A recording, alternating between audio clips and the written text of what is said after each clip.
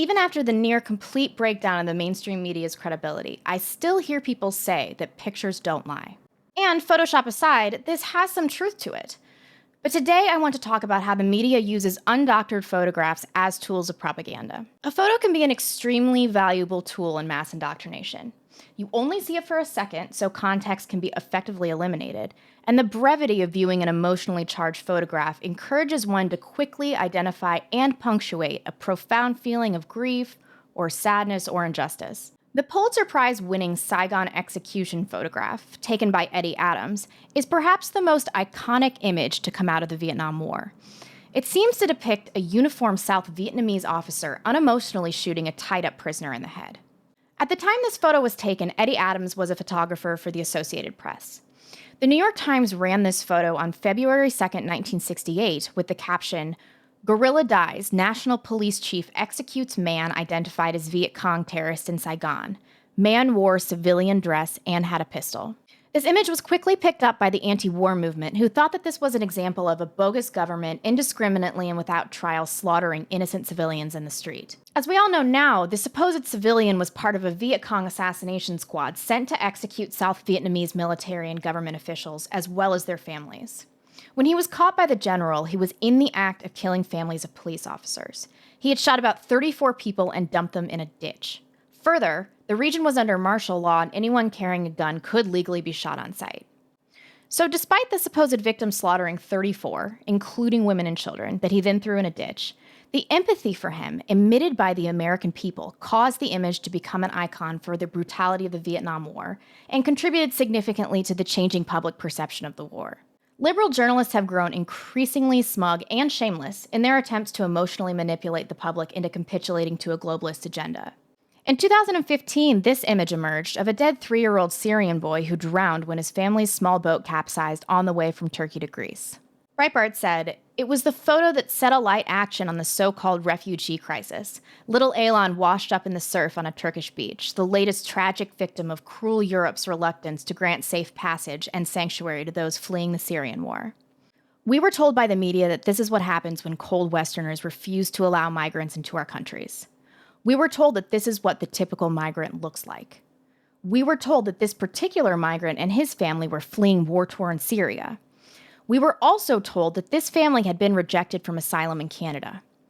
The aim of this particular piece of propaganda was to fortify the narrative that the West's inability to help migrants has killed this little boy and many like him. It came out later that the family had lied about applying for refugee status in Canada, which was never submitted, that they were not coming from Syria at all, that they had been residents of a safe area of Turkey for about 3 years, and that the only reason for leaving their life in Turkey was for the father of the family to get his teeth fixed. His wife didn't want to be left alone, so she brought the whole family, none of which could swim. The only survivor of this was the father.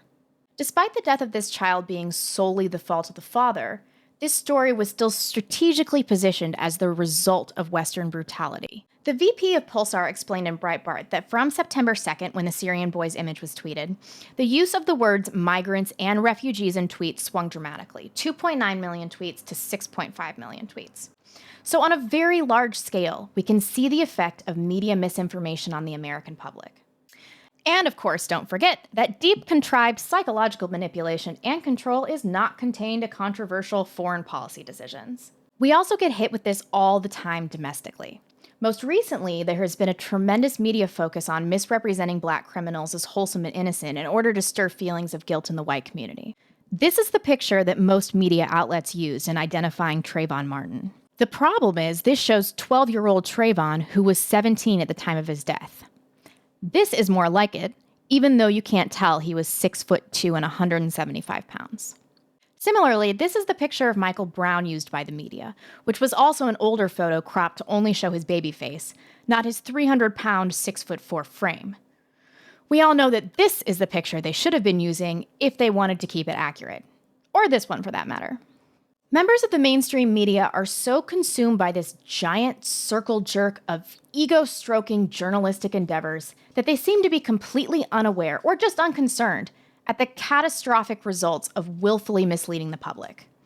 The photograph of the drowned Syrian child encouraged more European virtue signaling, allowing an onslaught of unvetted, non-Syrian Muslims to flood Western countries.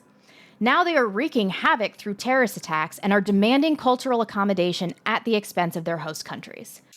The photographs of Michael Brown and Trayvon Martin fan the flames of civil unrest in America, where now the Black community feels entitled to loot, attack and beat up white people and cops, and to commit crime within their own communities indiscriminately since there is a much reduced police force.